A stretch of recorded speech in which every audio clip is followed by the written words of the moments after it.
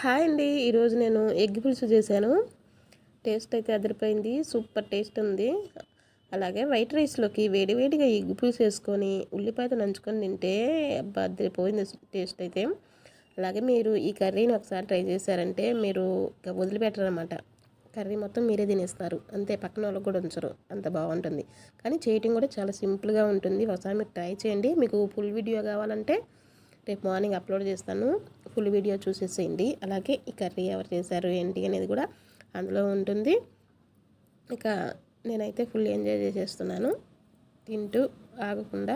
అలాగే ఈ ఎగ్లో white yellow ఉంటుంది కదా, ఈ ఎల్లో అంటే నాకు చాలా ఇష్టం. చందమామ కొంతమంది పక్కన పెట్టేస్తారు, అది అంత ఇష్టపడరు, మంచిది కాదు అన్నట్టు కూడా కొంతమంది పక్కన పెట్టేస్తారు. కానీ నాకైతే చాలా ఇష్టం అనమాట. నేనైతే ఫుల్ స్వాహా చేసేసాను.